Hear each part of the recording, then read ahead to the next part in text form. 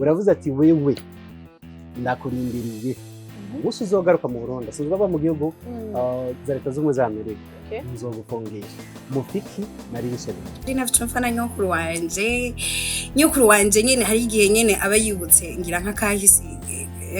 k'intambara yahuye nazo ukaca usanga zigaruka muri 2024 muri twebwe batonye urumva urazi impamvu navuze yuko ategerezwa guhanwa warabonye yaragize faire part ngo Nellynat yapfuye ntabwo jewe Charon natangaje ko yapfuye ne faut pas jouer avec la vie d'une personne ico kirahanwa n'amategeko kandi ico kirahanwa gose aho yararengeye jewe mbwira umuntu w'umusani nshobora jewe ubwo n'umusani agize ibibazo ndi mu bantu abantu benshi boshingira inaye imiserika naho nyene kuri miserika nariko ntanga umuco c'est des choses ahubwo nariko nkenera justice c'est des choses ziri très différentes nukuri nagada mubwiye gramiro wanje ke gushavura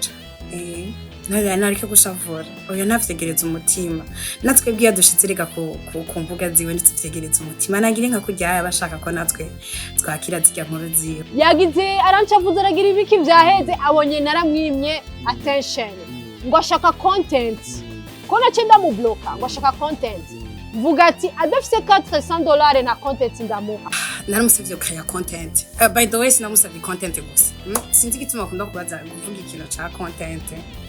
kuko imbere yo kumusaba content naramusavye akine muri movie yanje nagenda mukinishe ugira nashaka azane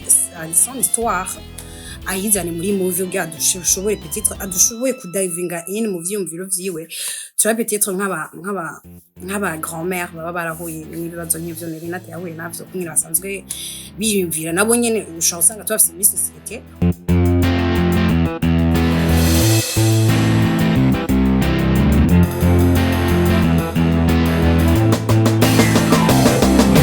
ndabonye umuntu inde yitwa Lee Charon uravuze kandi waramuha ikiganiro cagihe n'aba Fernand waramuha ikiganiro kandi n'aba Fernand okay sawa mu nyuma tumaze kwa inshuro mu nyuma uravuze ati wewe ndakurindiriye umunsi uzogaruka mu Burundi sinzwe aba mu gihugu za leta z'ubumwe za Amerika nzogufungisha mufiki nari bishebe urazi impamvu navuze yuko ategerezwa guhanwa warabonye yaragize faire part ngo Nellynat yapfuye warabibonye none ufise ubwenge wewe n'ubu no kubikira tukavuga ati Patrick ariko arakora nga muri akeza harasohotse faire part umuntu aravuze ati ngo Nellynat yapfuye igenekereza niri bakagushira ku ifoto rest in peace n'akarorero telefone wayishize quelque part ngaho uriko urakora na boss wawe arabibonye biriko birasirikira eske ntubona ko hari alerte iba aho ukora no mu bantu bakuzi n'abavyeyi bawe ubu dufise abavyeyi bakoresha ama réseaux sociaux ibaza ufise umuvyeyi yagwaye umutima yibereye ngaho aritekaniye aciye abona ngo umwana wiwe warapfuye bariko baramurondera famille ngo rega ngo tubwire ibi bintu tubona nivyo ubona ko umuvyeyi wawe yoca girane ihababuka akagira ingorane eske ya telefone yanje nayishize hajya muri silence nayisize hajya muri silence sindiko mbona kintu na kimwe nzi bakurondeye bakubuze ntibibaze ko ari vyo numva yuko ho yarexagere yashatse showbiz nta showbiz gusina ku buzima bw'umuntu derrière uwo muntu hari abantu benshi bakorana abamuvyaye abo bavukana ne faut pas jouer avec la vie d'une personne ico kirahanwa n'amategeko kandi ico kirahanwa gose aho yararengeye jewe mbwira umuntu w'umusani nshobora jewe ubwo n'umusani agize ibibazo ndi mu bantu abantu benshi boshingira inaye arabasani agize ibibazo je ndi mu bantu nyaragasa kugirane kwa intervena ariko nta musani ndigera mburira indero Gari Mr Champagne yarafunzwe narigeze ndabipostinga qu'est-ce qu'on a fait twaragerageje kugira turabe yuko afungurwa n'ubu dossier ntirane oya ivyo nibindi kazima byagenze neza ari free uriko uravyumva none je nari guca ngenda nka mamaza yo yafunzwe ko iki ntabivuze muri ico gihe nanje ndaza kugaruka hariho cyagira commentaire avuga ati kuri miserika naho nyene kuri miserika nariko ntanga umuco c'est des choses ahubwo nariko nkenera justice c'est des choses ziri très différentes bamukoresha imitwe yanyujejwe ifo gukoresha umutwe ukiyumvira twari ko dutanga umuco ku vyabaye ahubwo habe poursuite sinzi kunahura abantu rero peut-être bashaka kuba bitahuye nabi nariko ntanga umuco habe poursuite why habaye zino complication why ari kumwe n'abantu batamutabarije why n'uw'igihugu mugabo uyu nawe sohoye ferpere ku muntu agihari atapfuye uno munsi jewe narabivuze nkaba narakoze naravuze ati nkaba narakoze amakosa bankurikirane mu butungane none naravuze ati nkaba narakoze gutabariza umuntu nyambari gukora ikosa bankurikirane mu butungane je narabivuze gutabariza manze bisanda zari bikimatse ya erega rero nuzi ko bamublokeye mu nzu baranka abantu bose ko bamenya yuko nagwaye nitwo bigaruka jewe ujya ntacyo dupfa ahubwo sujya gusa ni benshi ahubwo nuko Nellynat bamaze kubona yuko jewe ndafise inyenyeri yanje irakaka gose cyane gose so ubure kuri wewe wari kuri kurabimbaza ariko kunciramo abantu bose benshi bashaka ko bavuga Nellynat kugira abantu babahe attention wowe uraje jewe yarandondenda mwe na content ndanga yagusanze inbox ata je ndakunda je kuvuga ibintu nerekana inge ndakwereke nge gatoya ndakunda kwerekana ibintu jewe sinzi gusa ko nza kubitora ndakunda kwerekana ibintu usonze mwe n'abagenzi no je ni turabagenzi gucata kugera hiyo urondera message urumva ko mu nyuma cagenda gusora bijya bya Fernando nari namubujije ntabisohore uriko uravyumva je naramubujije yashaka je nsohora ama audio yabo na ba Fernando na ba Gusto ndavyanka ndambwira ati jewe sishobora kubikorerako mu nyuma cagenda kubihadumba caravyamamaza warabibonye je bijya nari navyanse uriko uravyumva aha rero aciye agaruka mu nyuma yagize arancavuza aragira ibiki vyaheze abonye naramwimye attention ngo ashaka content ko nace ndamubloka ngo ashaka content mvuga ati adafise $400 na content ndamuha uriko uravyumva mu nyuma acararungikiye message uriko uravyumva ingurabe inguyisome ngi message iri transfere yo hani JS4 sasino yabura ku kintu ushaka mugabo ugazanye ivyo ngiye kumukorera ko content ku buntu rega ndafise abo bimfasha kandi ku buntu kuko abamwana ni boko kurabona je nashaka content y'abantu banje shapana ngo nuko ari we akurikiranwa kuruta abandi none ko kiyaje kurondera content ahantu byavuye inzigo yaransavye content ndamwankira bwa mbere kuri ba Fernando ubwa kabiri aciyaza ngo ndamwe kandi content ndambwira ati tiva paye $400 ntayafise kuko nta maheragira abonye gucyo niho inzigo re citangura kwamamaza ngo naramufungishije je namufungishije ko yaje kagira amanyanga na Alan akamutuma telefone ntayizane Alan akacaza kubimbwira arize Alan ndiko ndavuga nkacanza kubiposta yuko hari mu diaspora yitana umuririmvyikazi yagize ibi natange telefone y'abandi kunukunuko uko vyaheze ntavyonzi wewe yajegira amanyanga yiwe afata ibintu by'abantu abeshera abantu ngo bavyoye abantu ngo bamuvyoye baramufunga ku izone mu Kinindo aho ni muri mamisi nyene igihe yarari no rivyo nivyarane pasa ariko aravuga none Nellynat aje gute muri ivyo bintu byo gufungwa none muzogira amafuti yanyu babafunge ngo ni Nellynat ivyo vyose wowe ntubibonye none vy'amadolari ivyo byose birabaye uracabandanya kumwitwarira canke kumufungiza ende wewe jewe kuri ico kintu nagukoreye mbona ubu yatekereje erega ntibirahera nyaruka nkwereke kandi nyaruka LC Greta no ifu ko abantu bagira LC Greta ngenda kwereke des invités hari ryari le 16 novembre hirya ejo des invités singu uyu rishalo inge kwanza je pas son numéro singu uyu isi foto yiwe hari ryari hari lo 16 novembre bari bashaka yari rishalo yarashaka kugirane canda mwirungikira ibi ni iyo ndiko nkubwira yuko hari abantu bafise ikibazo n'uyu kandi nzomukorerako uriko uravyumva none kweri ntaruha kwamamatigu yari yarondeye Elsi nk'umushinga naye kugira duhuze kubera yabonye abantu benshi baramubwiye ati ivyo bintu wagize vya faire part birahanwa n'amategeko yaragize ubwoba abantu benshi baramubwiye ariko uravyumva jewe narashatse no kumutuma ko famille yiwe kubera n'abantu famille yabona abantu babakizwa jewe ndamuzi famille David umukuze wiwe tunakorana nubaha n'ibiro vyiwe byari biri kumwe na bijya by'iwanje kuri Susedinire mugabo ndavuga ati reka kwanza ndamureke niho yaciye jewe maze kubona ko yagize meme novuga ati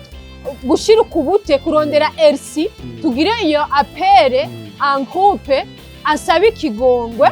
namubwiye Elsi jo kumuha ikigongwe nibisanzwe ariko sinumva yuko twogira apere en groupe ariko ntaco reka ndamureka shanda urano umuntu arinze agira volonté yo kurondera umuntu mugire apere agusabe ikigongo nuco mureka uramuha cyora cyenda bireka navuga ati sawa aho rero yamaze kubona yuko yadekonye ndamureka mu nyuma aguma kandi acarasubira kandi kugira ibindi none kubera nakwimye content ibingorane hagarika kuvuga ngo Nellynat just none namufungisha twari dupfundiki none nubibonye icambere mufiki na Nellynat Fatiye nacho mfana nyokuru wanje no kuri nafite mfana nyokuru wanje nyene hari igihe nyene aba yibutse ngira nka kahisi k'intambara yahuye nazo ukacusanga zigaruka muri 2024 mitwebwe batonye urumva hacyaba conflit de génération so nukuri nikomereza akazi kiwe ego yibandanirize nyokuru wanje no kuri ndamukurikiranira hagufi de loin pas de près n'umuga de loin no kuri Wandangi dutera inkuru umugabo uzoraba umunsi mudohe ivyongoka n'ivyubaka. Nellynat avuga ko icamubabaje ngo wasoya afishan cover yerekana ko yapfuye ari byo zamubabaje byo bari byo canke bimeze gute muri rusange. Gusa eshu zirazi kubaza. Okay, ntabwo jewe Charon natangaje ko yapfuye. Nyokuru wanje sitamwanka jusqu'à ce point là. Nyokuru Nko tsaye kuri TikTok no kugenda kugira tapote kugira uronka amalike menshi but anyways nukuri si jewe nabishize ko jewe narabajije kuko naronse inkuru nk'abandi barambaza ibi bintu mugira si byiza hanyuma jewe kwisa nanje mfise imbuga ndabaza ati mwohoreza mukambariza nyimba ya makuru ariyo canka atariyo hanyuma jewe nakubona yuko tudasangiye n'amasaha nabishize ko ngiye kuryama hamacizanga mu gatondo byabaye parenike byabaye ingorane umukecuru yashavuye so nukuri nagata mubwiye grammaire wanje ke gushavura nariko gushavura oya navyegereza umutima natwe bwiya dushitsirega ku mvuga ziwe nitsivyegereza umutima nagire nka kurya abashaka ko natwe twakira zirya nkuru ziwe. Nellynat avuga ko woba wamusavye mugiranire content arakwangira akubwira ko bomuha $400. Naramusavye kaya content by the way sinamusavye content gusa sinzi gituma akunda kubaza kuvuga ikintu ca content kuko imbere yo kumusaba content namusavye akine muri movie yanje nagenda mukinishe kugira nashaka azane son histoire ayizane muri movie ugira dushoboye peut-être adushoboye kudivinga in movie umviro vyiwe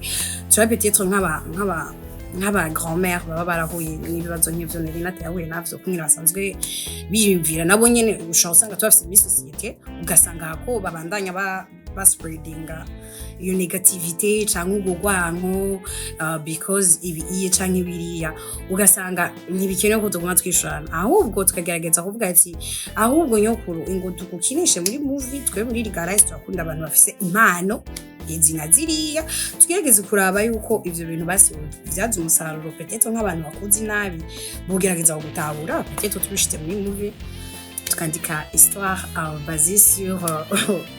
experience y'imyaka 46 ya nyokuru waje Nellynat gusa byabitesa na $400 je namupropose nukuri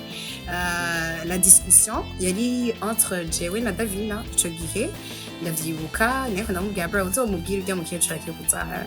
gusagiye uvyinzigo je Charon suko ameze je n'umuntu ntegereza ibintu umutima muri make ndi nk'icana ciza Jeni yicara ciza simonda kwegereza ibintu umutima ko ndabitahura opinion yanje no musi shaka kumenga uyakiriye nabi peut-être nako ndagukebura ivyo bibaho nanje rero abantu bankebura ndabumvirize peut-être ugasanga uwo mwanya umutima mweranda ataramvugira ugasanga nanje ndavyigirije umutima mugabo wapi vraiment nta mahera no mu propose $400 ngo dukore content je Charon $400 ndayakuramo ibintu byinshi nshobora muri studio nkaririmba nshobora kuya mu promoteur akapromotingira ibikorwa vyanje atari juste pour simbona content twokaya ya $400 sinzi nk'abandi mugajewe vraiment ndacari umunyeshuri nta buryo mungana nk'ubwo noshira muri content ego inyuma aho asohoye kava avuga ko wapfuye waramusavye imbabazi ubifashijemo n'ubita Greta kuri APR byo vyarabaye Patrick jewe ndumuntu ndakunda kugira ibyago n'abandi bantu bamwe entertainment akambwira Sharon wewe twaragwanwe ntiwumva Sharon n'ufatika ico gihe Greta area twe kuturayaga tukamubwira nti kuri jewe na nyokuru wanje kuri ibintu vyifashe gutyaye kunye vyagenze vyaruku unishimwe ndibuka ico gihe ca faire part igihe ako faire part gasohoka simbizi yarampamagaye arambaza Sharon ivyo bintu nibiki haba ndamubwira nukuri eherawe base ndamufatiye screenshot yo muntu abindungiki ndamubwira nti ndabiri bavyumva nti sijewe nabirungitse babimbajije nanje ndamubwiye nti vraiment n'umuntu akuze yambwiye ati ivyo bintu mugira si byiza uno munsi muzosangamo ko murakaya ibintu vy'urwanko gusa nyokuru wanje ntanyange oya ntanyanya ko n'ubundi sinzi yuko bitanga ivyo byo kwangana sinzi ko bitanga uno munsi gusa uno munsi sinzi ko byatanga uno munsi cyangwa byatanga kuva kera but anyways nukuri nyimba yarasanzwe nkunda Sherry Gramere ndabusuru nkonde vraiment ba Patrick ntiyaduteranya abafana ntiyaduteranye shaka mwe wanje nta wamenye jo woncera umugani Dwe ko kubona projet zawe zaninde hari kubona abasimbutse mavumba n'abakinyi baninde ico cyumviro caje gute abakinyi baninde so sigambere dukoranye kuva dutanguye kwilansa muri projet z'ama long métrage twarakoranye n'abakinyi baninde hariho movie ya mbere yitwa Legalize Sugar Daddy aho twakinye twerekana sur za Sugar Daddy mu kibano ico gihe kiriko yakinye style twakinye yari y'abanyabujumbura kiriko yakinye ari umubosi nyene mugabo après ico gihe bayikina sinari mu Burundi mbwa après je naragiye mu Burundi hanyuma turavugana na Legalize team yuko tugiye tuzogenda kuraba umuhisi Adrienne ico gihe yarakigwaye hanyuma turavuga ati mu gihe tuba tumuronse tuzogerageza dukine kumwe n'abandi bakinyi baninde hama dukine style ya ninde ntitwari sure yuko dushobora kuronka Adrienne mu gikino mugabo noneho baciye batubwira ko yacikanye buca tugenda kumuraba mugani ntivyabujije ko tugira ntivyabujije ko tubandanya ibikorwa amajwi ko yari yagiye Patrick we twarahuriye Igitega kuri nozenya kuri enterrement yego so ahanini ni no kugarukana n'umuco twibutsanya kakera hanyuma nanje nari nkumbuye ninde so ibyiza biri imbere pour le moment sinazo ko ari ndirimba ishobora gusohoka avant 2024 kwihera ko 2024 yaheze but 2025 ndabemereye nzoba ama featuring nzobaririmbira urukundo nzobaha diss track ntimukumbuye kunyumva ndiko ndahara muri diss track so nzobibaha bamwe tubaha ivyabo hama nabo nyine niyo bumva bashaka kugira ibyacu navyo nyine nta kibazo nico rap ihari gukora yamusaba umuturindire n'ivya Legalize n'ibikorwa vya Legalize n'ibirenga hariho ma movie tugiye kubaha yandi atari ubwoko bwa ninde so merci